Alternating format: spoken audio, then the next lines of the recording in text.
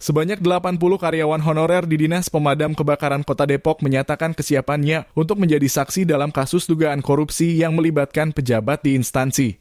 Kasus ini tengah diselidiki oleh aparat penegak hukum dan para honorer tersebut diduga memiliki informasi penting terkait dugaan penyimpangan anggaran di Dinas Damkar. Sandi didampingi kuasa hukumnya Dolipa Yumara mendatangi Kejari Kota Depok dengan membawa bukti-bukti dugaan korupsi. Kata Sandi, setidaknya ada 80 anggota Damkar Depok berstatus honorer yang sudah siap menjadi saksi atas laporan dugaan korupsi tersebut. Beberapa bukti sama dokumen file anak-anak dari 80 orang udah tanda tangan untuk siap mendukung, kata Sandi. Kalau untuk dikaji nanti kan penyelidikan hukumnya nanti yang akan tahu, kalau untuk saya menduga-duga, anak-anak sudah siap semua jadi saksi 80 honorer di Kota Depok, sambungnya. Sandi menambahkan pelaporan dugaan korupsi Dinas Damkar Depok kaitannya dengan pengadaan sarana prasarana atau Sarpras. Pasalnya, pemerintah kota atau Pemkot Depok sudah menganggarkan biaya untuk Sarpras, namun fakta di lapangan tidak sesuai. Kayak misalnya, contohnya kayak perawatan terus kalau misalnya alat-alat gitu kan udah tertera di pembagiannya itu berapa duitnya. Tapi fakta lapangan yang ada di Kota Depok, yang dibagiin itu tidak sesuai, kata Sandi. Sandi mengaku tidak mengetahui pasti kapan korupsi di lingkungan Damkar Depok terjadi. Meski demikian, anggota Damkar Depok sudah lama merasakan kejanggalan dugaan korupsi tersebut. Kalau untuk alat rusak bukan temuan lagi, tapi fakta lapangan hanya di Cimanggis saja yang dibenerin, tapi di UPT lain belum menyeluruh, ujarnya. Kalau untuk dari Damkarnya sendiri paling hanya di tempat saya aja mas gitu. Tapi kalau untuk di UPT lain teman-teman juga butuh gitu. Istilahnya kemarin yang puasa kasih lihat kan, pertama gereja kebakaran, terus kemarin setelah ada TKP di Cimanggis Pasar Kambing, masjid terbakar gitu. Apakah Pemkot Depok itu nggak memperhatikan gitu untuk keselamatan kami dan peralatan kami, dan teman-teman juga berharap untuk pemerataan semua gitu, kalau untuk diperbaikin jangan hanya di tempat kami aja. Itu anak-anak juga menangis, kita juga sebagai anggota kita udah maksimal nolong masyarakat, tapi alatnya kurang maksimal kan, jadi kita merasa ada yang kurang. Terkait honor, kalau untuk terkait honor ya sedih bang, gitu ya, kita gaji 3280 nyampe ATM.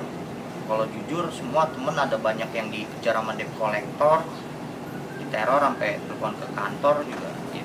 Kita sedih sih, kita mengharapkan untuk Pemkot, kalau untuk instansi lain kan ada uang piket, uang apa segala macam, kalau kita nggak ada sama sekali. Kita kerja 24 jam itu dari hanya gaji doang toh. Sudah berapa lama sih? Udah dari dulu. Dari awal? Iya dari awal. Ada 5 tahun? Udah lebih. Sistem kerjanya seperti apa sih sebetulnya di itu? Shift apa gimana? Kita 24 jam bang kerjanya, jadi masuk jam 8 pulang jam 8 pagi. Jadi 24 jam udah kita kerja. Setelah itu ada libur atau? Kalau untuk dulu ini kita baru berjalan 1-2 baru setahun ya. Baru setahun nih, 1 hari masuk, 2 hari libur gitu. Hitungannya kan kalau misal kita 24 jam kita kerjanya udah lanjut 3 shift kan. Itu jadi udah lanjut 3 hari. Tapi kalau untuk dulu sehari masuk ya kan, sehari cuma libur, jadi 24 jam masuk, besoknya udah cuma tidur aja, waktu untuk keluarga dikit. Kalau baru setahun ini sih, selama berarti 9 tahun, 8 tahun lebih ya, kita satu-satu dulu kerjanya 24 jam kerja, besoknya cuma itu, besokannya masuk lagi seperti itu. Jadi kemarin laporan ke kejaksaan itu nggak ada tanggapan sama sekali dari instansi itu. Kalau untuk dari instansi paling cuma bilang nanya buat apa sih ngelapor ya, sih cuma bilang ya gimana kan itu udah ketentuan negara kan, melaporkan apabila ada penyelewengan ya Pak. Iya. Sementara itu, kuasa hukum Sandi Dolipa Yumara menjelaskan pihaknya sudah mengantongi bukti-bukti dugaan korupsi Dinas Damkar Depok. Jadi Sandi sudah bawa dokumen dan bukti-bukti. Ya termasuk foto-foto segala macam, dan ini orangnya langsung ada Sandi Butar-Butar dan teman-temannya nih. Kata Dolipa, karena ini kan banyak dari pengaduan Sandi kan banyak peralatan-peralatan sudah rusak. Sudah lama rusak dan memang nggak pernah dibenahi, nggak pernah diperbaiki dan perawatannya juga kurang. Sambungnya, Dolipa sangat menyayangkan anggaran yang digelontorkan Pemkot Depok tidak diserap sebagaimana mestinya untuk peningkatan pelayanan di Dinas Damkar Depok. Jadi Sandi ini sementara datang kemari membawa cerita mengenai rusaknya barang-barang dan perawatan yang tidak ada di Damkar Kota Depok, ujarnya. Ya, jadi begini, kalau kita melaporkan ke kejaksaan, tentunya kan jaksa bekerja. Nah, jaksa bekerja ini tentunya yang pertama dipanggil kalau sudah proses ini kan adalah Sandi sebagai pelapor. Nanti kan akan didetailkan apa-apa yang Sandi sampaikan dalam laporan, kemudian mereka kemudian melakukan klarifikasi itu yang pertama. Kemudian habis itu mereka akan melakukan survei lapangan, begitu. Nah, ini sampai saat ini panggilan terhadap Sandi belum ada, jadi kita menunggu panggilan terhadap Sandi ini belum ada. Ini dulu deh.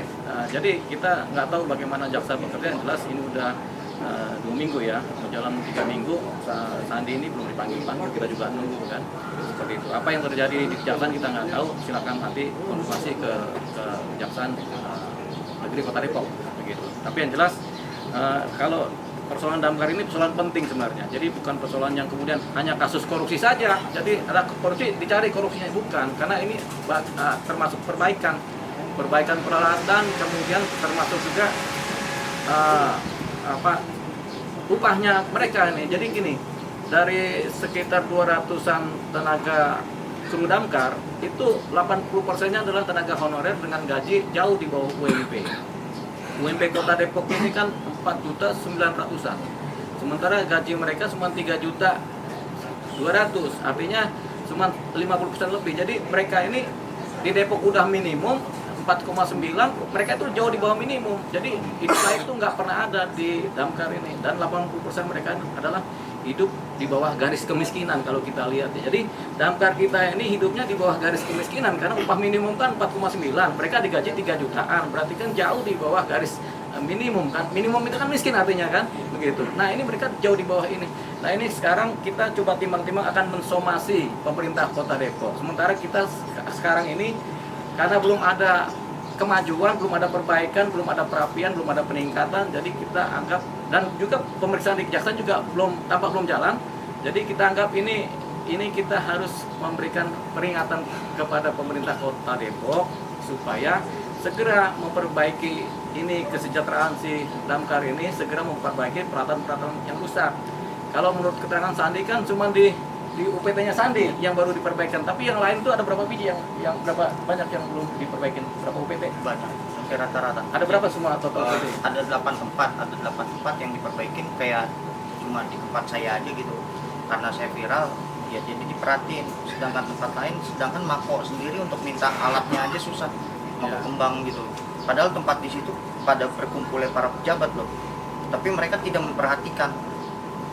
Gitu. Oke, jadi dari 8 UPT cuma 1 yang kemudian karena viral kemudian itu yang diperbaiki. Nah, ini kan salah satu bentuk cover-coveran aja lah ini. Jadi kita rasa ini pemerintah Kota Depok ini cuma mengcover aja ini supaya nggak viral aja begini. Nah, ini kita tetap menuntut supaya pemerintah Kota Depok ini melakukan perbaikan. Perbaikannya apa? Pertama, semua peralatan damkar ini diperbaiki, terlepas ada persoalan korupsi itu persoalan lain, yaitu persoalan penegakan hukum. Kalau ini harus diperbaiki sekarang, kemudian upahnya mereka juga harus segera ditingkatkan. Kita nggak tahu apa bedanya masih ada apa enggak, yang jelas ini udah keterlaluan.